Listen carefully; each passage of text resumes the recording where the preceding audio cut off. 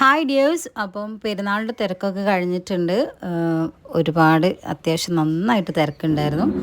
അതുകൊണ്ട് വീഡിയോസൊക്കെ എടുക്കാനായിട്ട് കുറച്ച് ബുദ്ധിമുട്ടായിരുന്നു കേട്ടോ.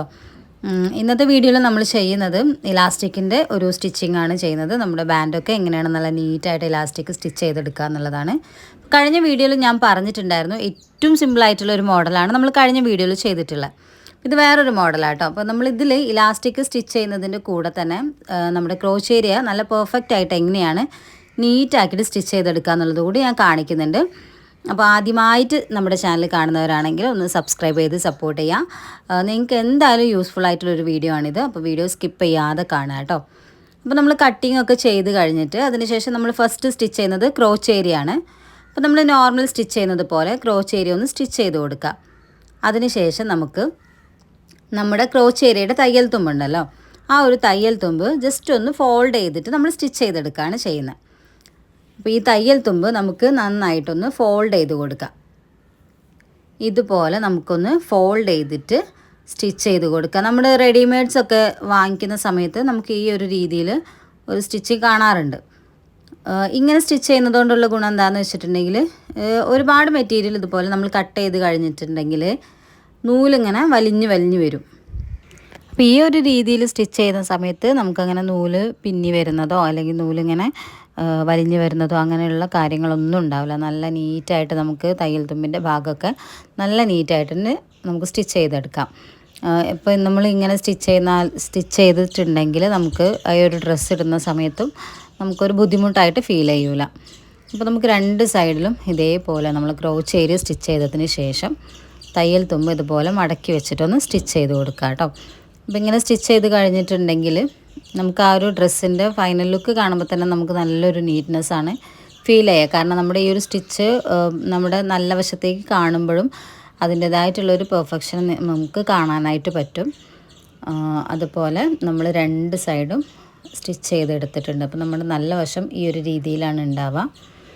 രണ്ട് സൈഡിലെയും ക്രോച്ച് ഏരിയ ഇതുപോലെ നമ്മൾ സ്റ്റിച്ച് ചെയ്തെടുത്തിട്ടുണ്ട്. അതിനുശേഷം നമുക്ക് ഇലാസ്റ്റിക് വെക്കുന്ന ഭാഗത്ത് ചെറുതായിട്ടൊരു 1/4 ഇഞ്ച് ഉള്ളിലേക്ക് മടക്കിയിട്ട് ഒന്ന് സ്റ്റിച്ച് ചെയ്ത് കൊടുക്കുക കേട്ടോ.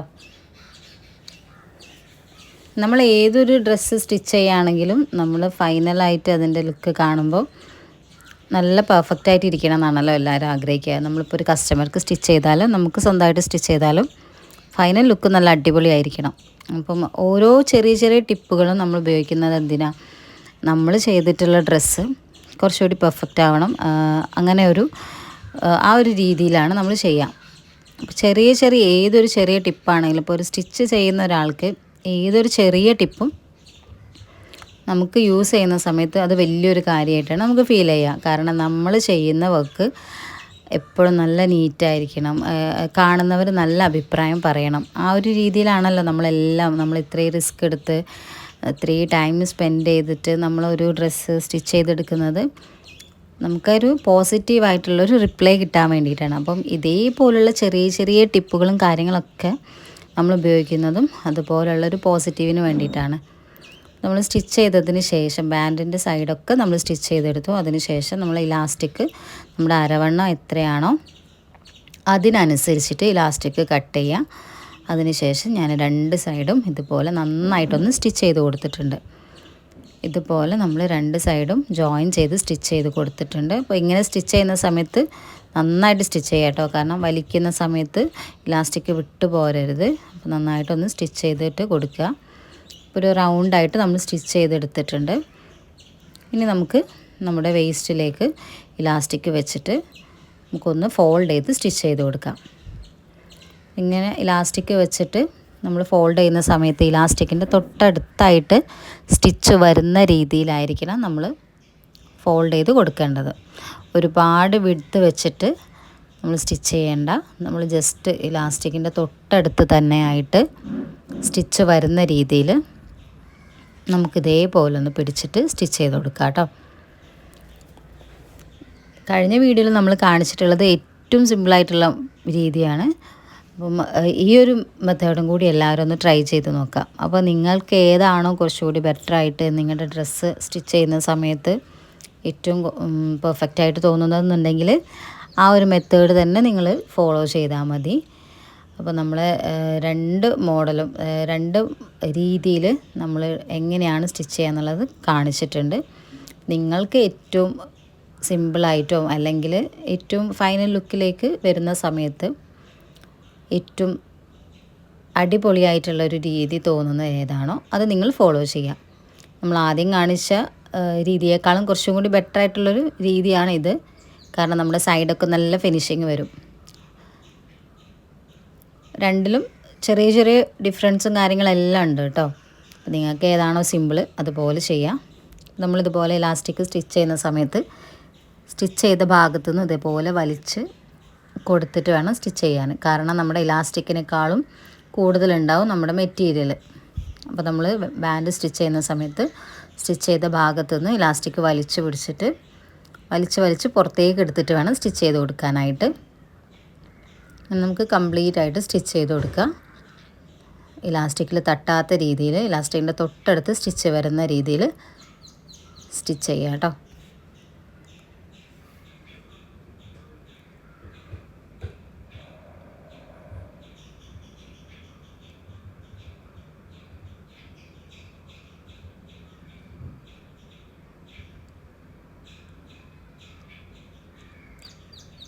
കംപ്ലീറ്റ് ആയിട്ട് നമ്മൾ സ്റ്റിച്ച് ചെയ്തെടുത്തിട്ടുണ്ട്.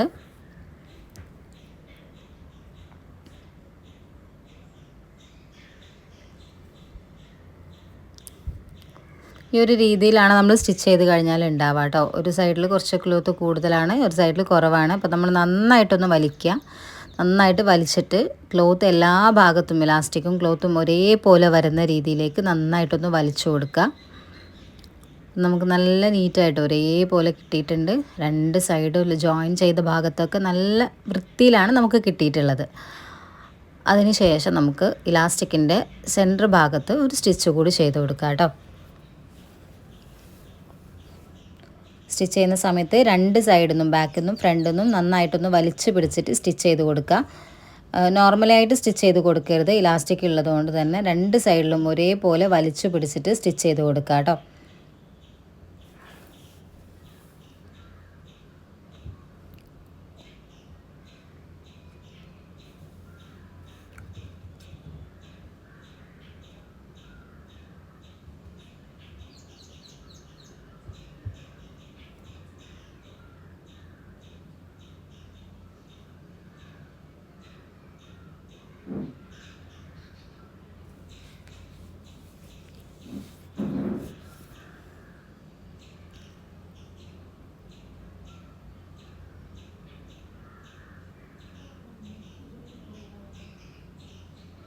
നമ്മളിത് സ്റ്റിച്ച് ചെയ്തെടുത്തിട്ടുണ്ട്. നല്ല നീറ്റായിട്ട് കിട്ടിയിട്ടുണ്ട്. എല്ലാവരും ഈ ഒരു രീതിയിൽ കൂടി ഒന്ന് ട്രൈ ചെയ്ത് നോക്കുക. ആദ്യം ട്രൈ ചെയ്തിട്ടുള്ള മെത്തേഡാണ് നിങ്ങൾക്ക് സിമ്പിളായിട്ട് തോന്നുന്നുണ്ടെങ്കിൽ ജസ്റ്റ് ഈ ഒരു രീതിയിൽ കൂടി ഒന്ന് ട്രൈ ചെയ്ത് നോക്കുക. എന്തായാലും നിങ്ങൾക്ക് ഇഷ്ടമാവും. സ്റ്റിച്ച് ചെയ്യുന്നവർക്ക് എന്തായാലും നിങ്ങൾക്ക് യൂസ്ഫുൾ ആയിട്ടുള്ളൊരു വീഡിയോ ആണിത്. അപ്പോൾ നിങ്ങൾക്ക് വീഡിയോ ഇഷ്ടമായെങ്കിൽ വീഡിയോ ഒന്ന് ലൈക്ക് ചെയ്യുക, ഷെയർ ചെയ്യുക, സബ്സ്ക്രൈബ് ചെയ്ത് സപ്പോർട്ട് ചെയ്യുക. അപ്പോൾ നെക്സ്റ്റ് വീഡിയോയിൽ നമുക്ക് വീണ്ടും കാണാം. ടാറ്റാ.